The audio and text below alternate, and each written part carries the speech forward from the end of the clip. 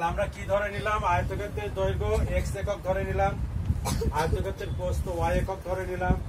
তাহলে আয়তক্ষেত্রের ক্ষেত্রফলের সূত্র কি? দৈর্ঘ্য গুণ প্রস্থ। তাহলে x গুণ y বর্গ একক। নতুন তোমরা লিখতে পারো, কথা বলবে না। নতুন আয়তক্ষেত্রে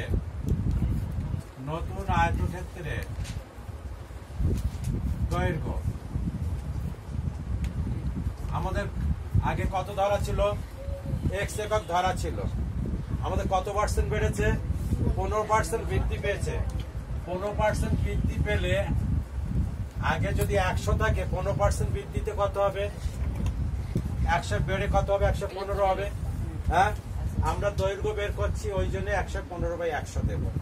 15% বৃদ্ধিতে আগে যদি 100 থাকে 15% বৃদ্ধিতে কত হবে?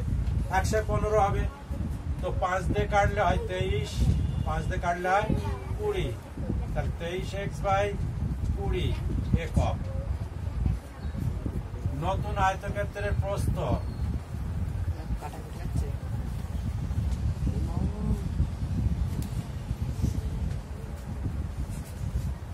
আগে ছিল y একক, এখন কত পার্সেন্ট হ্রাস হয়েছে?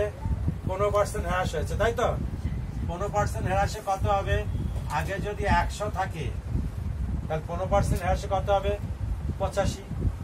তো আমরা 5 দিয়ে কাটলে এটা হবে 17 × 5 = 85, 5 দিয়ে কাটলে 20, 7y/20 একক।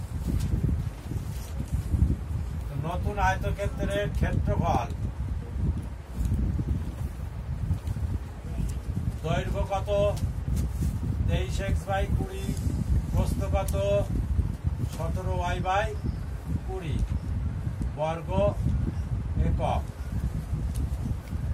20 কত হয়? 400। আর 17 3 51, 17 2 34 আর 5 কত? 39 xy বর্গ একক। তো একটা জিনিস সবাই দেখো, ক্ষেত্রফল নতুন আয়তক্ষেত্রের ক্ষেত্রফল কি হয়েছে? 391 xy/400। অর্থাৎ দেখো, নিচে বড়, হর বড়, লব ছোট। আমি শিখেছিলাম যখন হর বড় লব ছোট হয় তখন হ্রাস হয়। তখন কি হয়? আর হ্রাস হলে বিয়োগ হবে কোনটার থেকে? এইটার থেকে এইটা বিয়োগ। অর্থাৎ প্রথম ক্ষেত্রফল থেকে দ্বিতীয় ক্ষেত্রফল বিয়োগ হয় হ্রাস হলে, আর বৃদ্ধি হলে দ্বিতীয়টার থেকে প্রথমটা বিয়োগ হয়।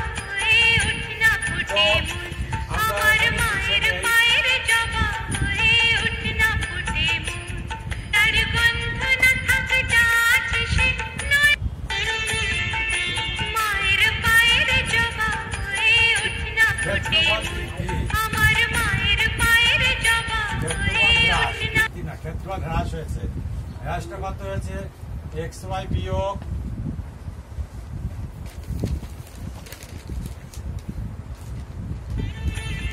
এত বর্গ একক।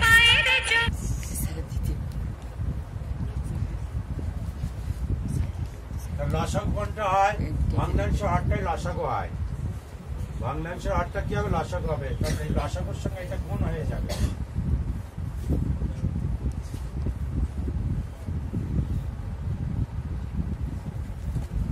xy/400।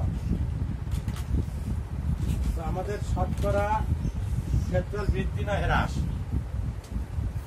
এবার লিখবো xy বর্গ এককে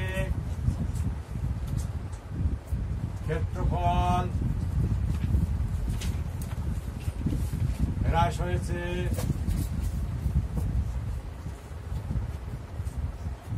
এত বর্গ একক। 1 বর্গ এককে ক্ষেত্রফল হ্রাস হয়েছে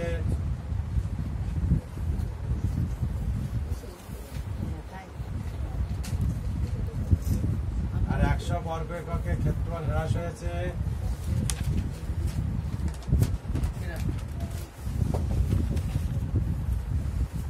x কেটে গেল, y কেটে গেল, দুটোর সঙ্গে কেটে গেল, সমান 2 × 1/4 বর্গ একক। আর উত্তর লিখবো। অতএব শতকরা মানে কি 100 বের করতে হবে, তাই তো? শতকরা মানে 100 বের করতে হবে। প্রথম ক্ষেত্রফল কত ছিল? xy। তাহলে xy এর উপরে কতটা বেড়েছে? বেড়েছে বলছি, কতটা হ্রাস হয়েছে?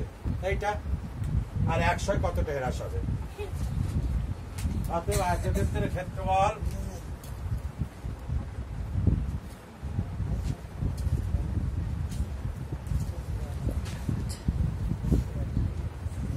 এত পার্সেন্ট হ্রাস